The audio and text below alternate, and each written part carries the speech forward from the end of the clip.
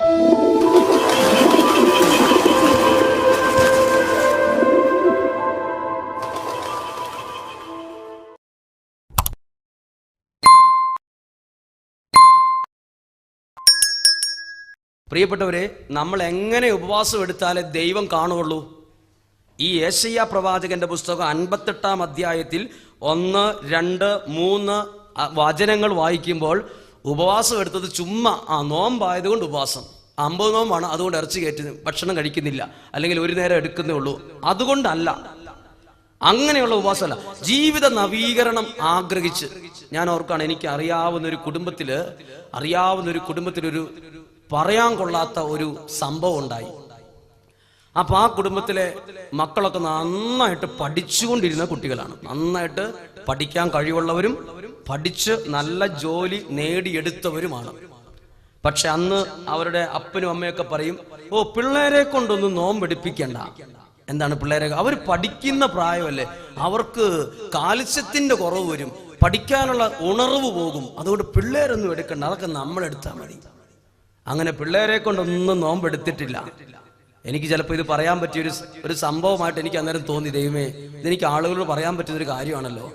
ആ വീട്ടിലെ പെൺകുട്ടിയെ കല്യാണം കഴിച്ച് അയച്ചു. ഒരു ചെറിയ കൊച്ചുണ്ട്.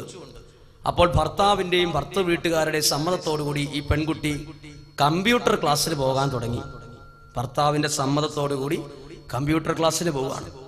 ഒരു ദിവസം ഞായറാഴ്ചയും ഈ പെൺകുട്ടി, ഈ ഇദ്ദേഹത്തിന്റെ ഭാര്യ കമ്പ്യൂട്ടർ ക്ലാസ്സിന് പോകാൻ നേരത്ത് ഭർത്താവ് ചോദിച്ചു, ഇന്ന് ഞായറാഴ്ച എവിടെയാടി അതിന് കമ്പ്യൂട്ടർ ക്ലാസ്? ഞായറാഴ്ച അതിന് കമ്പ്യൂട്ടർ ചില പോർഷൻ തീർന്നിട്ടില്ല, അതുകൊണ്ട് ഇന്നും ക്ലാസ് ഉണ്ടെന്നും പറഞ്ഞ് അങ്ങനെ പറഞ്ഞു പോയി. പിന്നീടാണ് അറിഞ്ഞത് കമ്പ്യൂട്ടർ പഠിപ്പിച്ചുകൊണ്ടിരിക്കുന്ന ആളുമായിട്ട് ഈ പെൺകുട്ടി ഇഷ്ടത്തിലായി. അങ്ങനെ ഒരു ദിവസം ഈ പെൺകുട്ടി കൊച്ചിനെ ഇട്ടിട്ട് ഇയാളുടെ കൂടെ പോയി, കോയമ്പത്തൂർക്ക് പോയി. 3.5 മാസം കഴിഞ്ഞ് ഇവൻ ഇവിടെ ഉപേക്ഷിച്ചു, കോയമ്പത്തൂർ വെച്ച് ഉപേക്ഷിക്കുന്നു. ഇവളെ കോയമ്പത്തൂർ വെച്ച് ഇവന്റെ ഒരു കൂട്ടുകാരൻ ദത്തെടുക്കുന്നു. സംഭവം എവിടം വരെയാണെന്ന് നിങ്ങൾ ഓർക്കണം. കോയമ്പത്തൂർ വെച്ച് ഈ കമ്പ്യൂട്ടർ ക്ലാസ്സിൽ പഠിപ്പിച്ചുകൊണ്ടിരുന്ന കൊണ്ടുവന്നു. കമ്പ്യൂട്ടർ ക്ലാസ് പഠിച്ചുകൊണ്ടിരുന്ന ആൾ അവിടെ വെച്ച് അവൻ ഉപേക്ഷിച്ചിട്ട് അവന്റെ ഒരു കൂട്ടുകാരന് ഇവളെ കൊടുക്കുന്നു. ഈ വിഷമം പിന്നീട് അവൾക്ക് നിക്കക്കളി ഇല്ലാതായപ്പം വീട്ടിലേക്ക് ഫോൺ വിളിച്ച് ഒരു വണ്ടി ആള് കോയമ്പത്തൂർക്ക് പോയി അവളെ കൂട്ടാൻ വേണ്ടി പോകുന്നു. ഇങ്ങനെ ഒരു സംഭവം നടന്നിട്ട് അവർ പറഞ്ഞതാണ്, ഇവളുടെ കൊച്ച് ബസ് പോകുമ്പോ വീടിന്റെ പടിക്ക് വന്നിട്ട് ഏത് സ്ത്രീ പോയാലും മമ്മി എന്ന് വിളിക്കും. ഏത് സ്ത്രീ ബസ് ഇറങ്ങി, ആ സമയം കൊച്ചിനറിയാം ബസ് ഇങ്ങനെ പോകുന്നു, ആ മമ്മി എല്ലാരും മമ്മിയാണ് ഈ കൊച്ചിന്, മമ്മി എന്ന് വിളിക്കും. അപ്പൊ ആ വീട്ടുകാർ പറയാം, അതൊരിക്കലും സഹിക്കാൻ പറ്റില്ല അച്ഛാ. ഞാനപ്പൊ ഈ വിഷയങ്ങളെല്ലാം കേട്ടപ്പം എന്തുകൊണ്ടാണ് ഈ കുടുംബത്തിൽ ഇങ്ങനെ ഒരു സാഹചര്യം വന്നത് എന്ന് ഞാൻ ചിന്തിച്ചു. ഞാൻ ആരോട് പറഞ്ഞിട്ട് കാര്യമല്ല, പ്രാർത്ഥിച്ചു. ഈ വിഷയം പ്രാർത്ഥിച്ചപ്പോൾ എനിക്ക് കിട്ടിയൊരു ഉത്തരം, ഈ വ്യക്തി, ഈ മക്കളുടെ അമ്മയും അപ്പനും പറയുമായിരുന്നു, പിള്ളേരൊന്നും നോമ്പെടുക്കണ്ട. പ്രിയപ്പെട്ടവർ ശ്രദ്ധിച്ചേ, നമ്മളൊക്കെ നോമ്പും ഉപവാസവും എടുത്ത് കാണിച്ച് നമ്മുടെ മക്കളെ കൊണ്ട് ഉപവാസവും നോമ്പും എടുപ്പിക്കണം. ഇച്ചിരി ശരീരം ക്ഷീണിച്ചാലും ഇച്ചിരി സൗന്ദര്യം കുറഞ്ഞു പോയാലും ഇതൊക്കെ കർശനമായി നിലനിർത്തണം. പറഞ്ഞേ ഹല്ലേലൂയ, ഹല്ലേലൂയ. എങ്കിലേ നമ്മുടെ തലമുറ അല്ലെങ്കിൽ നമ്മുടെ കുടുംബത്തിൽ ദൈവത്തിന്റെ കരുണ നിറയത്തുള്ളൂ. ബൈബിൾ എഴുതി വെച്ചിരിക്കുകയാണ്, ചുമ്മാ ഉപവാസമല്ല, ചുമ്മാ ഒരു നോമ്പല്ല, ഒരു ജീവിതത്തിൽ ഒരു നവീകരണം ആഗ്രഹിച്ച് ഞാൻ നിങ്ങളോട് വെല്ലുവിളിക്കുന്നു. നോമ്പെടുത്തിട്ടുള്ളവരാണ് ഇവിടെ ഇരിക്കുന്നവർ മുഴുവൻ. പക്ഷെ ജീവിതത്തിൽ എൻ്റെ ഈ സ്വഭാവം മാറ്റണം, ഈ ദോഷ സ്വഭാവം വേണ്ട. ജീവിത നവീകരണം ആഗ്രഹിച്ച് ഒരാളെങ്കിലും ഈ 50 നോമ്പ് എടുത്തിട്ടുണ്ടെങ്കിൽ ആ വ്യക്തിക്ക് അതിന്റെ ദൈവാനുഗ്രഹം ലഭിച്ചിരിക്കും. ഹല്ലേലൂയ, അവർക്ക് പറയാം ഹല്ലേലൂയ. അപ്പൊ ശ്രദ്ധിച്ചേ, യെശയ്യാ പ്രവാചകന്റെ പുസ്തകം 58-ാം അധ്യായത്തിൽ ഉപവാസം എടുത്ത ആളുകൾ പറയാണ്, ഞങ്ങളുടെ ഉപവാസമൊന്നും ദൈവം ശ്രദ്ധിക്കുന്നില്ല, ഞങ്ങളുടെ ഉപവാസമൊന്നും ദൈവം കാണുന്നില്ല. അപ്പോൾ ഇവിടുത്തെ ആളുകൾ ഉപവാസം എടുത്തത് ചുമ്മാ ഒരു ചടങ്ങിനാണ്. ഒരു ചടങ്ങിന് ഉപവാസം എടുക്കരുത്, ചടങ്ങിന് ഒരു ഭക്ഷണ പദാർത്ഥം ഉപേക്ഷിക്കരുത്. അപ്പൊ ദൈവം അവരോട് പറയാണ്, ഉപവസിക്കുമ്പോൾ നിങ്ങളുടെ സുഖമാണ് തേടുന്നത്. ഇവിടെ ശ്രദ്ധിച്ച്, നിങ്ങൾ ഉപവസിക്കുമ്പോൾ നിങ്ങൾ നിങ്ങളുടെ സുഖമാണ് തേടുന്നത്. ഇവിടെ ശ്രദ്ധിച്ച്, എന്താണ് നമ്മൾ നമ്മുടെ സുഖം തേടുക എന്ന് പറഞ്ഞാൽ, നമ്മൾ ക്രിസ്ത്യാനിയായ ഒരു ചെറുപ്പക്കാരനോട് ഞാൻ ചോദിച്ചു നോമ്പുണ്ടോ? ഈ പ്രാവശ്യം എന്തായാലും നോമ്പെടുക്കണം അച്ഛാന്ന് പറഞ്ഞു. അപ്പൊ എന്നോട് വയറേൽ ഇങ്ങനെ പിടിച്ചിട്ട് പറയുകയാണ്, തടിയൊക്കെ ഇച്ചിരി കൂടി ഇറച്ചിയെല്ലാം ഉപയോഗിച്ചൊന്ന് 6 പാക്ക് ആക്കണമെന്ന് പറഞ്ഞു. അപ്പൊ പുള്ളി നോമ്പെടുത്തത് പുള്ളിയുടെ ശരീരം ഒന്ന് 6 പാക്കോ 4 പാക്കോ ആക്കാൻ വേണ്ടിയിട്ടാണ്.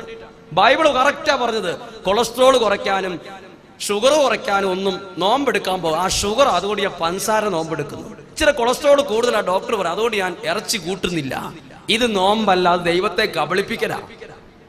ഹല്ലേലൂയ. അതുകൊണ്ടാണ് ദൈവം പറഞ്ഞത്, നിങ്ങളുടെ ഉപവാസം ഞാൻ ശ്രദ്ധിക്കില്ല, നിങ്ങളുടെ ഉപവാസം ഞാൻ കാണില്ല. കാരണം നിങ്ങൾ ഉപവസിക്കുമ്പോൾ നിങ്ങൾ നിങ്ങളുടെ സുഖം തന്നെയാണ് തേടുന്നത്. പറഞ്ഞേ ഹല്ലേലൂയ, ഹല്ലേലൂയ. അടുത്തത് ഇനി ബൈബിൾ പഠിപ്പിക്കുകയാണ്, ഈ ദൈവം ചോദിക്കുകയാണ്, നിങ്ങൾ ഒരു ചടങ്ങിന് വേണ്ടി ഉപവാസം എടുത്താൽ, ചോദിക്കുന്ന ചോദ്യം 58-ാം അധ്യായം 4-ാമത്തെ വാക്യം, നിങ്ങളുടെ പ്രാർത്ഥന ഉന്നതത്തിലെത്താൻ കാരണമാകുമെന്ന് നിങ്ങൾ കരുതുന്നുണ്ടോ? ശ്രദ്ധിച്ച്, നമ്മൾ ഉപവാസം എടുക്കുമ്പോ ഉപവാസം എടുത്ത് പ്രാർത്ഥിക്കുന്ന ഒരാളുടെ സ്വരം, പ്രാർത്ഥനയുടെ സ്വരം ഉന്നതത്തിലെത്താൻ കാരണമാകണമെങ്കിൽ എന്തു വേണം? ഉപവാസം എടുത്ത് പ്രാർത്ഥിക്കുന്ന ഒരാളുടെ പ്രാർത്ഥന ഉന്നതത്തിലെത്തും. ദൈവം ശ്രദ്ധിക്കും, ദൈവം കാണും. എന്ത് ചെയ്യണം? ഒരു മാനസാന്തരം ആഗ്രഹിച്ച് ഉപവാസം എടുക്കണം. പറഞ്ഞേ ഹല്ലേലൂയ. തെറി പറയുന്ന ആളാണെങ്കിൽ, കുറ്റം എല്ലാത്തിനും കുറ്റമാണ് പറയുന്ന ആളാണെങ്കിൽ, അത് ഉപേക്ഷിക്കാൻ തീരുമാനമെടുത്ത് ഞാൻ നോമ്പെടുത്താൽ ആ സ്വരം സ്വർഗം കേൾക്കും. ഉറപ്പാണത്. വീണ്ടും അടുത്തൊരു വചനം, ഉപവാസം എടുത്ത് പ്രാർത്ഥിച്ചാൽ കിട്ടുന്ന ഒരു അനുഗ്രഹമാണ് 58-ാം അധ്യായം 9-ാമത്തെ വാക്യം. ഇത് ശ്രദ്ധിച്ചു കേട്ടോ. സങ്കീർത്തനം 58:9, നീ പ്രാർത്ഥിച്ചാൽ കർത്താവ് ഉത്തരം അരുളും, നീ നിലവിളിക്കുമ്പോൾ ഇതാ ഞാൻ എന്ന് അവിടുന്ന് മറുപടിയും പറയും. അവർക്ക് പറഞ്ഞേ ഹല്ലേലൂയ, ഹല്ലേലൂയ. നമുക്ക് ഈ വചനം ഉറക്കെ പറയാം. യേശയ്യാ പ്രവാചകന്റെ പുസ്തകം, യേശയ്യാ പറഞ്ഞേ, യേശയ്യാ 58:9. ഈ വചനം ഇന്ന് പഠിച്ചിട്ട് നമ്മൾ പോകണം. യേശയ്യാ 58:9 എന്നാ നോക്കിയേ. നീ നിലവിളിക്കുമ്പോൾ, ഉറക്കെ പറഞ്ഞേ, നീ നിലവിളിച്ചാൽ കർത്താവ് ഉത്തരമരുളും, നീ പ്രാർത്ഥിക്കുമ്പോൾ ഇതാ ഞാൻ എന്ന് ദൈവം മറുപടി തരും. ഹല്ലേലൂയ. അവർക്ക് പറയാം ഹല്ലേലൂയ.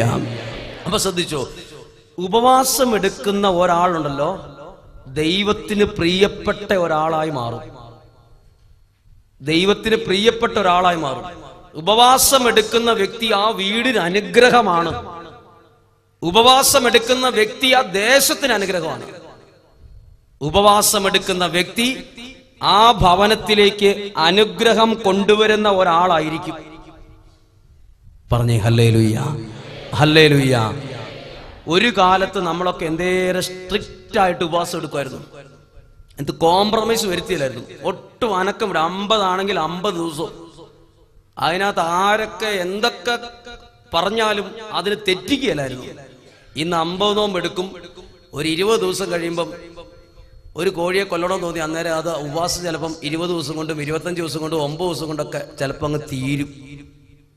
ഇനി നിങ്ങൾ ഈ ഇത്രയും പേരിൽ ഓർത്ത് ഈ 50 ദിവസം ഒരു വെല്ലുവിളി പോലെ ഏറ്റെടുത്തോ. ഉപവാസം എടുക്കും ഞാൻ. അങ്ങനെ നിങ്ങൾ പ്രാർത്ഥിച്ചാൽ, ഞാൻ ഉദാഹരണം പറയാം, ഈ പ്രാവശ്യത്തെ ധ്യാനത്തിന് 49 പേരെ ഉണ്ടായിരുന്നുള്ളൂ. 4-9 കുറവ് ആൾക്കാരായിരുന്നു. എല്ലായിടത്തും തിരുനാളൊക്കെയാണ്. 5 അച്ഛന്മാര് 2:30 മുതൽ 5:45 വരെ 49 പേരെ കുമ്പസാരിപ്പിച്ചു. അപ്പൊ എത്ര സമയം ഒരാൾക്കാണ്? ഒരു ഭൂരിഭാഗം ചെറുപ്പക്കാരായിരുന്നു. എല്ലാ ആളുകളും കണ്ണുനീരോടെ കുമ്പസാരിച്ചു. ഇന്നലെ 9:30 സാക്ഷ്യം പറയാൻ നിർത്തിയിട്ട്, അല്ല 8:45 സാക്ഷ്യം പറയാൻ തുടങ്ങിയിട്ട് 9:30 9:45 എല്ലാവരും എഴുന്നേറ്റ് വരുവാണ്. ഓരോ അനുഭവം കിട്ടി. കാരണം 50 നോമ്പ് തുടങ്ങിയ ധ്യാനം തുടങ്ങിയപ്പോൾ ഞാനൊരു കാര്യം പറഞ്ഞു, നിങ്ങളുടെ ഇന്നത്തെ ഈ ഒരാഴ്ചക്കാലത്തെ പ്രാർത്ഥനയുടെ ഫലം നിങ്ങൾ ഇവിടുന്ന് പോകുന്നതിന് മുമ്പ് നിങ്ങൾക്ക് കിട്ടും എന്ന് ഉറപ്പ് പറഞ്ഞിട്ട് ഞാൻ ഓർക്കുന്നു, 2 വർഷത്തിനുള്ളിൽ ഇതുപോലെ അത്ഭുതം നടന്നൊരു ധ്യാനം ഇന്ന് രാവിലെ കഴിഞ്ഞ ധ്യാനത്തിന്റെ അത്രയും ഉണ്ടായിട്ടില്ല. അതിന്റെ ഒരു കാരണം എനിക്ക് മനസ്സിലായത്, എല്ലാവരും നോമ്പെടുത്തിട്ടാണ് ഈ 50 പേര് ഇവിടെ ധ്യാനം കൂടിയത്. ആദ്യത്തെ ക്ലാസ് ഈ വിഷയം പറഞ്ഞു. നിങ്ങളൊരു വിഷയം, ഒരു പരീക്ഷണം പോലെ ഓർത്തോ. നിങ്ങൾ നല്ല ഒരു നോമ്പാണ് എടുത്തെങ്കിൽ ഈ വചനം നിങ്ങളിൽ സംഭവിക്കും. നീ പ്രാർത്ഥിച്ചാൽ കർത്താവ് ഉത്തരം നൽകും. ഉറക്കെ പറഞ്ഞേ ഹല്ലേലൂയ, ഹല്ലേലൂയ. ഇനി നോമ്പെടുത്ത് പ്രാർത്ഥിച്ചാലുള്ള ഏറ്റവും വലിയൊരു അനുഗ്രഹമാണ്, നമ്മുടെ കുടുംബത്തിൽ നിന്ന് ശാപങ്ങളും അന്ധകാര ശക്തികളും മാഞ്ഞു മാഞ്ഞു പോകും, മാറിപ്പോകും. തടസ്സങ്ങൾ മാറും. അത് മനസ്സിലാകണമെങ്കിൽ പഴയ നിയമത്തിൽ യോനാ പ്രവാചകന്റെ പുസ്തകത്തിൽ ദൈവം യോനാ പ്രവാചകനെ വിളിച്ചിട്ട് എങ്ങോട്ട് പോകാൻ പറഞ്ഞു? നിനവയിലേക്ക് പോകാൻ പറഞ്ഞു. നിനവയുടെ പ്രത്യേകത എന്താ? അവിടെ പാപം പെരുകി, ദുഷ്ടത പെരുകി, തിന്മ പെരുകി, തകർന്ന് തരിപ്പണമായിക്കൊണ്ടിരിക്കുന്ന സ്ഥലമാണ് നിനവേ. യോനാ പ്രവാചകൻ നിനവയിലേക്ക് പോയില്ല, നേരെ താർസസിലേക്ക് വേറെ സ്ഥലത്തേക്ക് പോയി, പേടിച്ചിട്ട്. അവിടെ പോയി അവരോട് പറഞ്ഞിട്ട് കാര്യമില്ലെന്ന് തോന്നിയിട്ട്. പക്ഷെ ദൈവം പിടിച്ച പിടിയാലെ നിനവയിലേക്ക് കൊണ്ടുവന്നിട്ട് യോനാ പ്രവാചകനെ കൊണ്ട് ആ ജനങ്ങളുടെ മുമ്പിൽ പറയിപ്പിച്ചു, ഈ ദേശം നശിക്കും എന്ത് ചെയ്തില്ലെങ്കിൽ നിങ്ങൾ ഉപവാസമെടുത്ത് പ്രായശ്ചിത്തം ചെയ്ത് ഭക്ഷണപദാർത്ഥങ്ങൾ ഉപേക്ഷിച്ച് നോമ്പെടുത്ത് പ്രാർത്ഥിച്ചില്ലെങ്കിൽ ഈ ദേശം തിന്മ കൊണ്ട് പെരുകി നശിക്കും എന്ന് പറഞ്ഞു. ഇത് കേട്ടപ്പോൾ അവിടുത്തെ ആളുകൾ ചെയ്തൊരു കാര്യം ഇതാണ്. അവിടുത്തെ ജനങ്ങൾ ചാക്കെടുത്തൊടുത്ത് ചാരം പൂശി ഉപവാസമെടുത്ത് പ്രാർത്ഥിക്കാൻ തുടങ്ങി. ഇനി ഇവിടെ വളരെ ശ്രദ്ധയോടെ കേട്ടോ. നിനവേ എന്ന സ്ഥലത്തേക്ക് വലിയ തകർച്ചകളും ദോഷങ്ങളും വരേണ്ടതായിരുന്നു. എപ്പോഴാ മാറിയത്? സംഭവിക്കാൻ സാധ്യതയുള്ള തകർച്ച മാറിയതെപ്പോൾ? ഈ ജനം ഉപവാസമെടുത്ത് പ്രാർത്ഥിച്ചപ്പോൾ ആ ദേശത്ത് സംഭവിക്കാൻ സാധ്യതയുള്ള തകർച്ച മാറിപ്പോയി. നിങ്ങളൊരു വ്യക്തി, ഞാനൊരു വ്യക്തി ഉപവാസമെടുത്ത് പ്രാർത്ഥിക്കുമ്പോൾ എനിക്ക് സംഭവിക്കാൻ സാധ്യതയുള്ള തകർച്ചയും പരാജയവും ദോഷവും മാറി മാറി പോകും. ഞാൻ വിശുദ്ധീകരിക്കപ്പെടും. എന്റെ കുടുംബത്തിൽ അതിന്റെ മാറ്റം കാണും, എന്റെ ദേശത്ത് അതിന്റെ മാറ്റം കാണും. പറഞ്ഞേ ഹല്ലേലൂയ. ഓർക്കെ പറയാം ഹല്ലേലൂയ. ചാക്കെടുത്തൊടുത്ത് ചാരം പൂശി ഉപവാസം എടുത്തു. ഇനി ശ്രദ്ധിച്ചു, രാജാവ് ഈ വിവരം അറിഞ്ഞിട്ട് എന്ത് ചെയ്തു? രാജാവ് സാധാരണ വില കൂടിയ വസ്ത്രമാണ് ധരിക്കാറുള്ളത്. ആ വസ്ത്രം മാറ്റി ചാരം പൂശി നിലത്തിരുന്ന് ആളുകളോടൊപ്പം ഇരുന്ന് ഉപവാസം എടുത്തു. രാജ്യത്തെ നയിക്കുന്ന രാജാവ് പോലും. ദൈവം എന്താ ചെയ്തത്? ഓരോരുത്തരും തങ്ങളുടെ ദുർമാർഗങ്ങളിൽ നിന്ന് പിന്തിരിഞ്ഞു എന്ന് കണ്ട് ദൈവം മനസ്സുമാറ്റി ആ ദേശത്തേക്ക് ദൈവത്തിന്റെ കരുണയെ അയച്ചു. അവർക്ക് പറയാം ഹല്ലേലൂയ.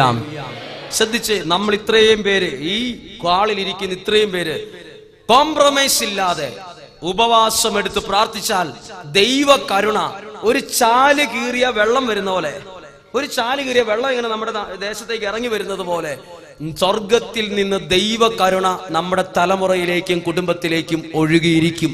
കാരണം ബൈബിൾ പഠിപ്പിക്കുകയാണ്, ദുർമാർഗങ്ങളിൽ നിന്ന് പിന്തിരിഞ്ഞ് ഉപവാസമെടുത്ത് പ്രാർത്ഥിച്ചത് അവിടെ ദൈവകരുണ നിറയാൻ കാരണമായി. അവർക്ക് പറഞ്ഞേ ഹല്ലേലൂയ, ഹല്ലേലൂയ. പ്രിയപ്പെട്ടവരെ, നമ്മൾ നോമ്പെടുക്കുന്നു, പക്ഷെ അക്രൈസ്തവരായിട്ടുള്ള ആളുകളും നോമ്പെടുക്കുന്നുണ്ട്. പണ്ട് നമ്മളൊക്കെ നോമ്പ് കർശനമായിട്ട് എടുക്കുന്ന ആളായിരുന്നു. പക്ഷെ നമുക്ക് ഇച്ചിരി ബുദ്ധി കൂടി, ഇച്ചിരി പൈസയൊക്കെ ആയി. ഇപ്പൊ ഇറച്ചിയില്ലാതെയും മീനില്ലാതെയും നമുക്ക് ഒട്ടും ഭക്ഷണം, ഒരു പിടി ചോറ് പോലും അകത്തേക്ക് പോകത്തില്ലാത്ത അവസ്ഥയായി. കാരണം നമുക്ക് ഇച്ചിരി ഇറച്ചിയുടെ മണവും ഇച്ചിരി മീനിന്റെ ഉളുമ്പ് മണവും ഒക്കെ ഇല്ലാതെ നമുക്കൊന്നും അനങ്ങത്തില്ല. ഞാൻ പറയും, നമ്മൾ ചില ആളുകളെയും കണ്ടുപിടിക്കണം. അതായത് ഞാൻ നിങ്ങളോട് ഒരിക്കൽ പറഞ്ഞതാണ്, ഒരു സ്ഥലത്ത് ഒരു പള്ളി ധ്യാനത്തിന് പോയപ്പം സാധാരണ വയറിങ്ങും പ്ലംബിങ്ങും ചെയ്യാൻ വന്ന 26 24 വയസ്സുള്ള ചെറുപ്പക്കാരായ ഹിന്ദു മതത്തിലെ 3 ആൺകുട്ടികൾ, ചെറുപ്പക്കാര്, അവർ കറുത്ത മുണ്ടിട്ട് മലയ്ക്ക് പോകാൻ വേണ്ടി നേർന്നിരിക്കുകയാണ്. അവരോട് സംസാരിച്ചപ്പോൾ പറയാണ്, ഞങ്ങള് മലയ്ക്ക് പോകാൻ തീരുമാനിച്ച് പിന്നെ ഞങ്ങളുടെ വീട്ടിൽ ഇറച്ചിയാകട്ടെ മീനാകട്ടെ മുട്ടയാകട്ടെ വീടിന്റെ പടിക്കകത്ത് കയറ്റിയില്ല, ഒരു കോംപ്രമൈസ് ഇല്ലെന്ന് പറഞ്ഞു. അവർ വളരെ ചെറുപ്പക്കാരാണ്, അവർക്ക് പറഞ്ഞു കൊടുക്കാൻ ഇത്രയും വലിയ ആളുകളൊന്നും ഉണ്ടാവില്ല. എന്നാൽ നമുക്കൊക്കെ ഇച്ചിരി ബുദ്ധി കൂടിപ്പോയി. നമ്മൾ താമസിക്കുന്ന ജർമ്മനി പോലുള്ള സ്ഥലങ്ങൾ തകർന്ന് തരിപ്പണമായത് ഒരു കാലത്ത് നോമ്പ് വേണ്ട, ഇതൊക്കെ ചടങ്ങിനായി മാറ്റിയുണ്ട്. ജർമ്മനിയിലൊക്കെ പല പള്ളികളും സൂപ്പർ മാളുകളും തിയേറ്ററുകളും ഒക്കെ ആയിട്ട് മാറി. എന്താ മാറിയത്? അവിടെ നോമ്പിലൊന്നും വലിയ കാര്യമുണ്ടോ? ഇതൊക്കെ വല്ല ഭക്ഷണത്തിലാണോ കാര്യം ഇരിക്കുന്നത്? നമ്മളതിന് വളരെ യുക്തികൾ കണ്ടുപിടിച്ചു. ശ്രദ്ധിച്ചോ? നമ്മുടെ ബുദ്ധി കൊണ്ടോ യുക്തി കൊണ്ടോ ചിന്തിക്കേണ്ട കാര്യമല്ല ഇത്. നമ്മൾ നോമ്പെടുത്ത് പ്രാർത്ഥിച്ചാൽ ദൈവകരുണ എനിക്ക് കിട്ടും. ഇത്രയും സിമ്പിളാണ്. നിങ്ങൾ ഇവിടെ ഇരിക്കുന്ന വ്യക്തി, ഞാൻ ഈ 50 നോമ്പെടുത്ത് എന്റെ കുടുംബത്തിന് വേണ്ടി പ്രാർത്ഥിക്കുക, ദൈവകരുണ എന്നിലൂടെ എന്റെ കുടുംബത്തിൽ വരും. ഉറപ്പാണത്. കാരണം ബൈബിൾ അങ്ങനെ പഠിപ്പിക്കുന്നു. ഉപവാസമെടുത്ത് രാജ്യത്തിലെ മുഴുവൻ ആളുകളും പ്രാർത്ഥിച്ചപ്പോ ദൈവത്തിന്റെ അളവറ്റ കരുണ ആ ദേശത്ത് നിറഞ്ഞു. ഉറക്കെ പറയാം ഹല്ലേലൂയ, ഹല്ലേലൂയ. ഒരു കരം ഉയർത്തി ഉറക്കെ പറഞ്ഞേ ഹല്ലേലൂയ, ഹല്ലേലൂയ. കരങ്ങൾ താഴ്ത്താം. അപ്പോൾ നമ്മൾ ചിന്തിക്കും, നോമ്പിനെ കുറിച്ച് ഉപവാസത്തെ കുറിച്ചൊക്കെ ഇത്രയും പറയണോ? ഞാന് ഒരു നോമ്പ് കാലത്ത് ഒരു കല്യാണത്തിന് പോയി നോമ്പ് കാലത്ത്. അപ്പൊ ഞാന് സാധാരണ ഉടുപ്പും പാൻസും ഇട്ടാണ് പോയത്. അത് നമ്മുടെ കൂട്ടത്തിൽപ്പെട്ട ഒരാളുടെ കല്യാണമല്ല, വേറെ ഒരു സമൂഹത്തിൽപ്പെട്ട ഒരാളുടെ കല്യാണമാണ്. അവിടെ ഇറച്ചി, ആട്ടിറച്ചി, എല്ലാ ഇറച്ചികളും അവിടെ ഉണ്ട്. വെജിറ്റബിൾ ആയിട്ട് ആകെ ഒരു കറി, ഒരു അച്ചാറും ഉള്ളൂ. ഞാൻ നോമ്പിലായിരുന്നു. ഞാൻ നോക്കിയപ്പോൾ ഞാൻ പറയുന്ന ഒത്തിരി പേര് നമ്മുടെ പള്ളിക്കാരൊക്കെ അവിടെ ഉണ്ട്, പല പള്ളിക്കാരുണ്ട്. എല്ലാവരുടെയും പാത്രത്തിൽ ഇഷ്ടംപോലെ ഇറച്ചി പീസുണ്ട്. ഒരു സാധാരണ പോലെ ഭക്ഷണം കഴിക്കുകയാണ്. ആർക്കും അതിനകത്തൊരു മുഖവ്യത്യാസം പോലും മാറ്റമുണ്ടോ എന്ന് ഞാൻ നോക്കി. ഒരു കുഴപ്പമില്ല ആർക്കും. അപ്പൊ ഞാനിങ്ങനെ മനസ്സ് ചിന്തിച്ചു, ഒരാള് പോലും നോമ്പെടുത്തോട്ടില്ലേ? നോമ്പെടുത്ത് ആരും കാണുന്നില്ലേ? നോമ്പെടുത്തോരില്ലേ? ശ്രദ്ധിച്ച്, നമ്മളൊക്കെ അവസരം കിട്ടിയാൽ, ഒരു ഇറച്ചി കിട്ടാൻ, ഒരു മീൻ കിട്ടിയ ഒരു അവസരം കിട്ടിയാൽ നമ്മൾ അന്നേരം അതായത് കഴിക്കുന്നവർ നമ്മൾ ആ നോമ്പൊക്കെ മറക്കും. എന്നാൽ ഒരു കാര്യം ശ്രദ്ധിച്ചു, ഇനി അങ്ങനെ പാടില്ല.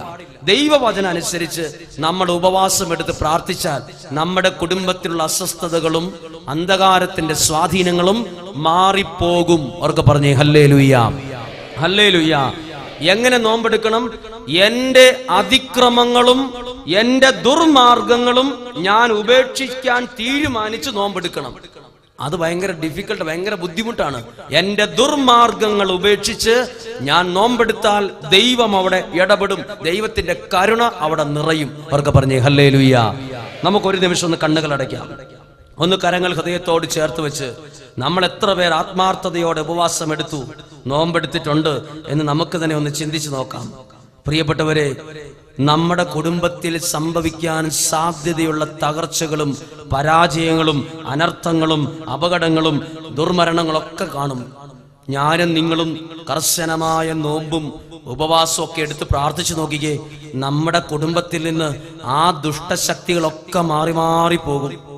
നിനവയിലെ ജനങ്ങൾ ഉപവാസമെടുത്ത് രാജ്യത്തിലെ രാജാവും അവിടെയുള്ള ജനങ്ങളും ഒന്നുപോലെ ചാക്കെടുത്തുടുത്ത് ചാരം പൂശി ഉപവാസമെടുത്തപ്പോ നിനവയിലെ ദേശത്ത് സംഭവിക്കാൻ സാധ്യതയുള്ള അസ്വസ്ഥതകൾ, പരാജയങ്ങൾ, തകർച്ച മാറിപ്പോയി.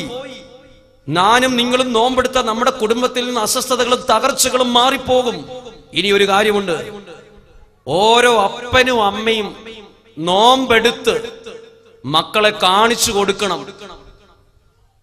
അത് ഭയങ്കര റിസ്ക് ആണ്. ഇന്ന് ഒരാൾ ഇറച്ചി കൂട്ടും, ഒരാൾ മീൻ കൂട്ടും, ഒരാൾ നോമ്പ്, ഒരാൾ നോമ്പില്ല. ഒരു 4 പേരുണ്ടെങ്കിൽ 4 രീതിയിലാണ്. ഒരു കുടുംബത്തിലെ അപ്പനും അമ്മയും നോമ്പും ഉപവാസവും എടുത്ത് മക്കളെ മുന്നിൽ നിന്ന് കാണിച്ചു കൊടുക്കുക. നമ്മൾ ആദ്യം നോമ്പെടുക്കേണ്ടത്.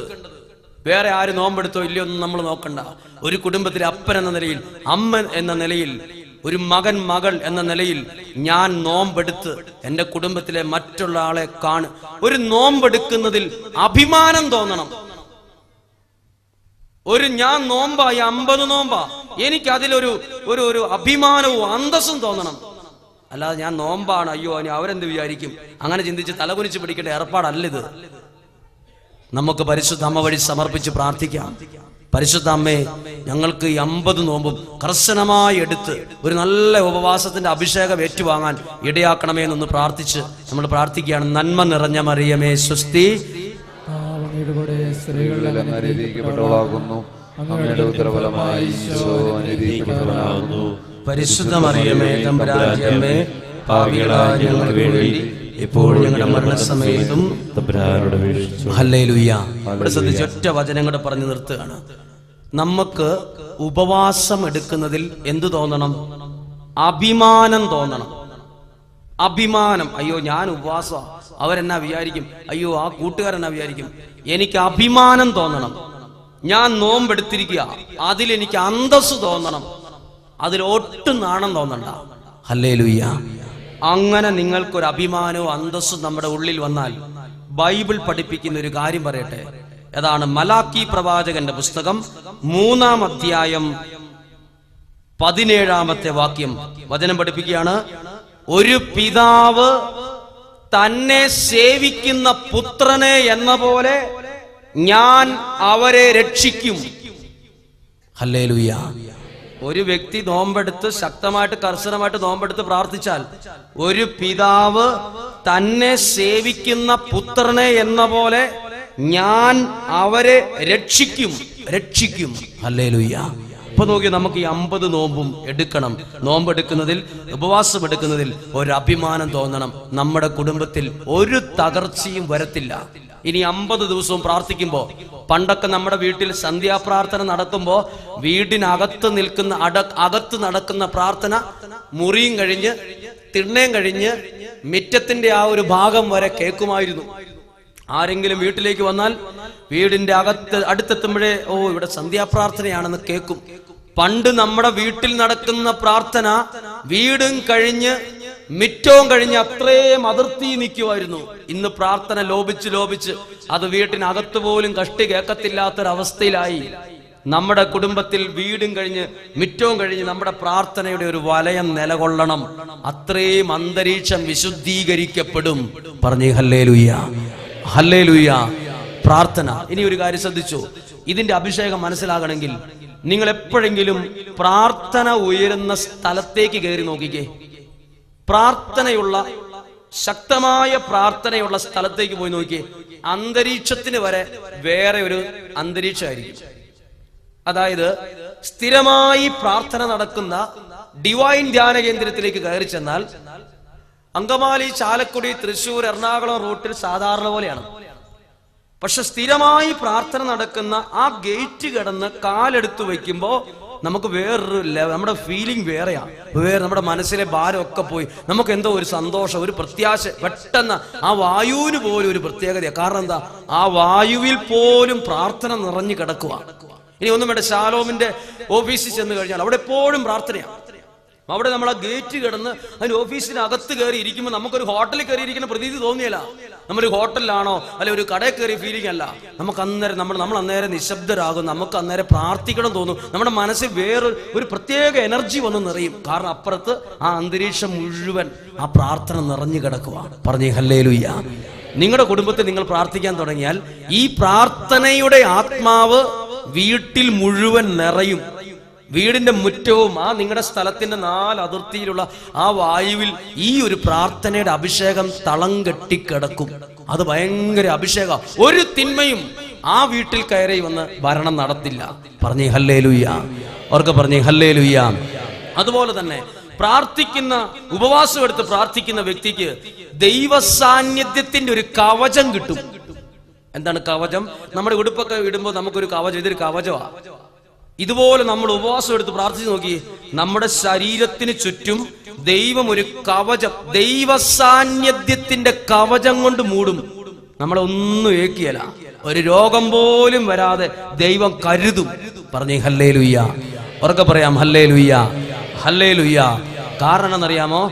5 വയസ്സുള്ള ഒരു കൊച്ചിന്റെ ഉള്ളിലും 25 വയസ്സുള്ള ഒരു ചെറുപ്പക്കാരന്റെ ഉള്ളിലും 50 വയസ്സുള്ള ഒരു മധ്യവയസ്കനിലും 85 വയസ്സുള്ള ഒരു അപ്പാപ്പനിലും 100 വയസ്സുള്ള ഒരു അപ്പച്ചന്റെ ഉള്ളിൽ ഒരുപോലെ അലിഞ്ഞു ചേരുന്ന ഒരു ദൈവമാണ് നമ്മുടെ ദൈവം. 5 വയസ്സുള്ള കൊച്ചിലും 50 വയസ്സുള്ള ആളിലും 100 വയസ്സുള്ള ആളിലും ഒരുപോലെ അലിഞ്ഞ് നമ്മിൽ ഇല്ലാതാകും, നമ്മിൽ അലിഞ്ഞു ചേരുന്ന ദൈവമാണ് നമ്മുടെ ദൈവം. പറഞ്ഞേ ഹല്ലേലൂയ. അപ്പൊ ആ ദൈവ സാന്നിധ്യത്തിന്റെ അഭിഷേകം നമുക്ക് എന്തെന്നില്ലാത്ത ശക്തിയും അഭിഷേകവും ധാരാളം തരും. അവർക്ക് പറയാം ഹല്ലേലൂയ, ഹല്ലേലൂയ. നമുക്കൊന്ന് എഴുന്നേറ്റ് നിൽക്കാം. ഇതാ ഈ സമയം നമ്മൾ ഒന്ന് ആഴമായിട്ടൊന്ന് പ്രാർത്ഥിക്കുകയാണ്. നല്ല വിശ്വാസത്തോടെ ഒന്ന് കണ്ണുകൾ അടയ്ക്കുകയാണ്. നോമ്പും ഉപവാസവും എന്തിനെടുക്കണം? നോമ്പെടുക്കേണ്ട വല്ല കാര്യമുണ്ടോ? നോമ്പെടുക്കണമെന്ന് ദൈവം ആഗ്രഹിക്കുന്നുണ്ടോ?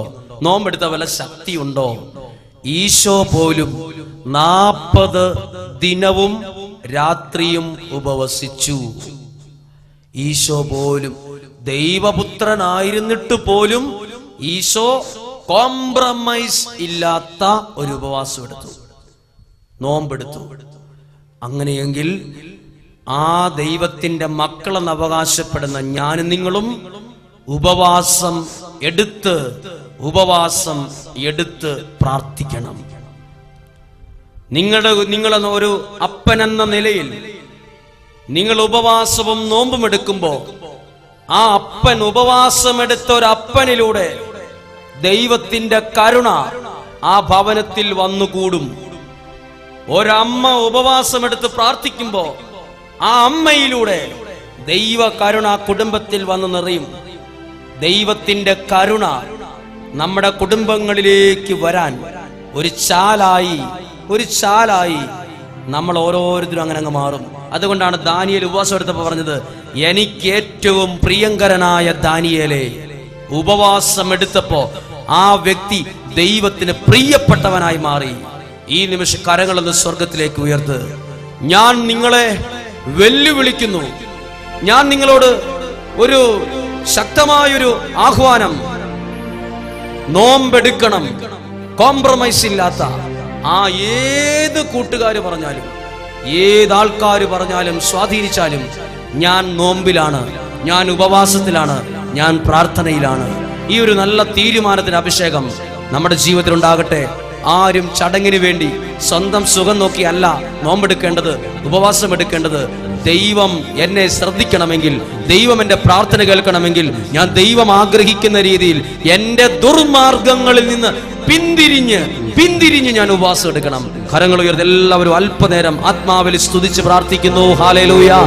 യേശുവേ നന്ദി പറഞ്ഞ് സ്തുതിക്കുന്നു, പ്രാർത്ഥിക്കുന്നു.